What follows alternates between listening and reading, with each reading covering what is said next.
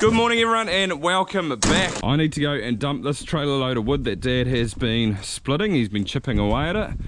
This stuff here, I'm not sure if it's Lawsoniana, I think it's macrocarpa, but this makes awesome kindling. It cracks real well, splits easy, actually feels quite dry as it is. We had a tree fall over in some wind about probably 6 weeks ago, and we sort of cleared it up and took the logs up to the dumps. He's just cutting them up and splitting them at the moment. Winter jobs.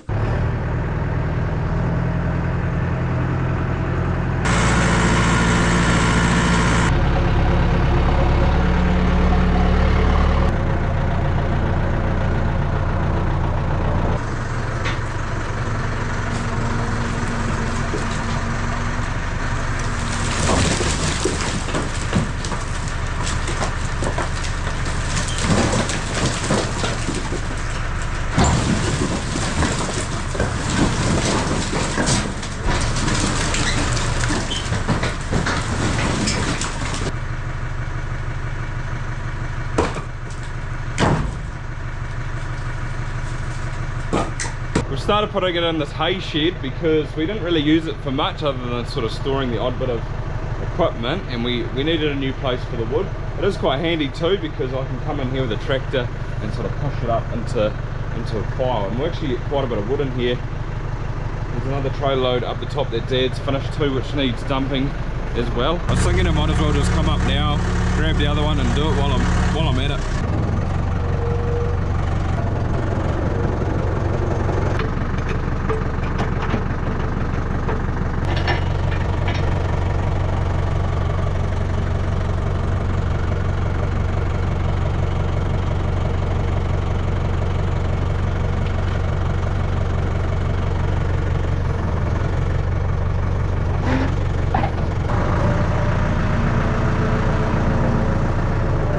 Well, that didn't go quite to plan. I couldn't lift this off. The deck wouldn't tilt up. I'm not sure what's wrong with it. We do have trouble like this. So when I hooked it up, I tried it and it went. And then we chucked some more wood on. So I thought, oh, maybe it's too heavy. So I've been chucking some off by hand, but just didn't fix the problem. So I'll have to come back at some other point and unload that.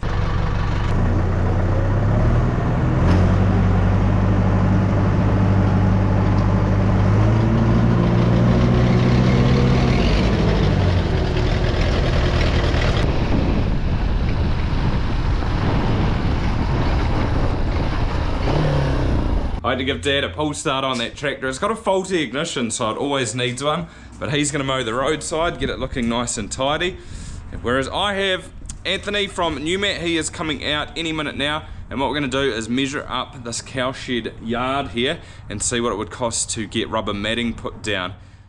I think it'd be somewhere in the range of about $15,000 to $20,000, but we'll see what it comes out to. I was really only thinking about getting all this done out here. I wasn't going to worry about doing up the pits, but I guess it's probably not much extra, to be fair. Like, there's not a lot of concrete up here, so I might price up both of the options. I don't think I'd get this yard out the front here done, purely because that is all going to have to change out there once we extend the pit. Like, that yard will go and we'll have to make some new ones, but yeah, we're not quite sure what we're going to do there yet, so not going to worry about that. Perfect timing. How are you? Hey, Andrew. Anthony. Yeah. Nice to meet you. So I was thinking I wasn't going to do the pit area just because I was just going to try and. Yep. Well, I don't know. What do you reckon? Like, I was thinking I really just want the main yard done, because then that's where the cows are going to stand off there. And then I guess it wouldn't cost too much more to do the pit because it's not actually that big, but maybe if you could give me 2 prices for just the yard and then the whole lot. Yep. No problem. And there's different mats and stuff, obviously. You can different options here. Yeah. So out through the. Yeah, I think so. Yeah, from there. Side yard. Yep. Up to the roof line. Yeah, I think so. Up to the roof line. Yeah, that'd probably be. Yep. Or even this line here, maybe.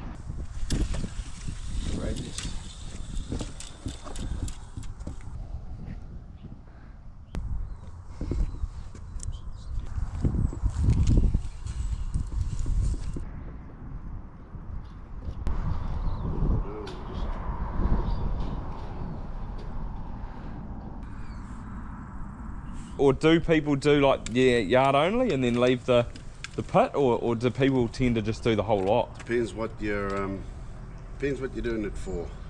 You've got standoff reasons. Yeah. So then you'd want to just do your bigger areas.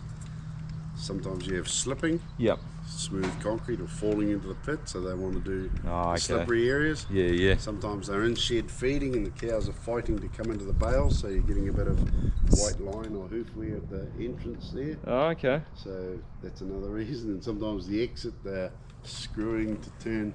Often you'll get a sharp 90 degree in some of these older herringbone sheds, and There's slipping you'll there get a bit too. of white line or Oh, slipping. Yeah, cows pushing each other. So there's many reasons, but so if your prime reason was standoff, you wouldn't have to do that. But if Yeah, well, I don't think we have too much problem through the pit, but it's slipping or nah, not too bad, eh? But then the other again, one is concrete. If your concrete's starting to get worn or bony, rough, Yeah. in older sheds, you might want to. Some people want to cover that up.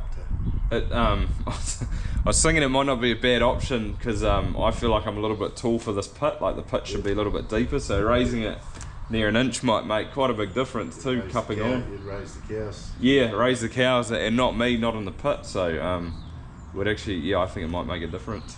Yep. Oh, well, we can measure that up too if you want. Yeah. Just another option while I'm here. Yeah, exactly. While you're here, that'd be awesome. Probably want to go from here again. Like if you were just going to go to the bales only, we would come to the breast rail.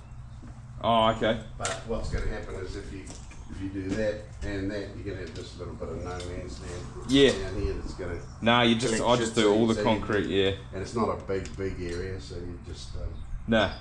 do the whole area. No, I think that'd be best. Because what, do they come in metre by metre, the mats? Oh, depending what product, but rectangle, 1190 by 850. Oh, right, okay. Yeah, and you've got different ways you can lay them that you can configure the bales. Yep. So, And is the price all inclusive of install? either or. Oh, I'll right. give you a supply price or a Oh, right. fully installed price. Oh, okay. Yeah. Why do people lay it themselves, do they? Some do. Do they? Oh, there's Far out. pretty handy Yeah, handy exactly. farmers out there. Can Yeah, build a exactly. shed, build a Everyone's trying to save a buck too, aren't they? So. Save a buck, so Oh, either nice. or, whatever you want, we can do. Yep. The whole thing all done 35k. and installed. Whoa, that's installed, so that's a lot more than I was thinking. Yeah. Even just the yard would probably be 25k then, if not a little bit more. Probably So 20 years, a bit more. yeah, Yeah, about 27. so 28k just to do the yard. So that was more than I was thinking. But food for thought. So. If you went down to lesser product. Oh, I don't really want to do that though. No, you're better to do a small area and then wait till you do your round yard first, say, Yeah, and then decide your yard when you. you can add on to it, obviously. Yes, all modular. Yeah. Yeah, no problem I don't know. It's good to know anyway. That's definitely food for thought. So if I didn't use the premium product and I used the one below, it would be about 5,000 less. So there. yeah, I'm a strong believer in you get what you pay for. So I'd rather go Definitely. the better one. So that's the premium one. That's the premium. And is that 25 mil? 25 mil overall. Yeah. Oh yeah. Yeah. So German mat, quality mat. how long do you reckon these would last? It's got a 10-year warranty and they'll last in the shed 25, 30 years. Oh yeah. Yeah. Oh sweet. Have you got one of the other? Oh, and that's the. The double stud. Yep. Oh, okay. Yeah, I don't know. Looking at it, that one looks better. Feels better. Feels nice. It tastes better. Does it? Yeah. Yeah. And it's the same thickness. Same thickness. Yeah. Well, that one's just slightly thinner. 23 mil is over against 25. But Oh, yeah. it's neither here nor there. I'd rather stand on that. Yeah, no, it's all about longevity, really. Quality. Yeah, 100%. Well, it's actually a couple of days later now, hence where all my sort of facial hair's gone. I had to have a shave. But it was good to get them out and get that priced up. So it is definitely something I would like to do going forward is to get rubber matting here, and the benefit of doing it on the cowshed is that it is all hooked up to the effluent system, so we could stand cows off. The effluent system can handle it, we've got enough storage, so that's the benefit of doing it here. It's just really interesting. The other day when we had a bit of wet weather, we stood the cows on here for 2 nights in a row, and you could see it after that second night that they were just really slow and lethargic, and it was pretty hard on them. Whereas that rubber matting, I've heard people say that they could stand their cows off for, you know, a month straight for 20 hours a day and they'd be sweet. They live on that rubber, it's fine on them, it's just so much gentler on them. So it is very interesting, and I think it would be a massive advantage if we could get the yard done. But that 28k, like, that is a big investment as well. If you could write it off over 15 years, you know, it's not quite so bad. It's only sort of $750 a year, but it's just a big initial cost. So it's definitely food for thought and something I would like to do in the future. Like you said though, you could do it in stages, because they sort of add on like a jigsaw, and I think it would actually make quite a big difference if we did put it up the pit there. Like an extra inch, I reckon it'd definitely help on my back a bit, because I think I am a little bit tall for that pit. But yeah, I guess at the moment, like I was saying, it's a money thing, and our top priority at the moment is probably to extend the shed. So we want to go out the front here, and it's gonna be quite a big project. So I think I'd rather do that and save the rubber matting for at the moment, and we could look at that down the track a little bit more. But yeah, getting that shed extended and reducing our milking time is definitely sort of top priority. There's actually a little bit of bad weather coming tomorrow, so I'm contemplating whether I stand the cows off tonight or just do it during the day tomorrow.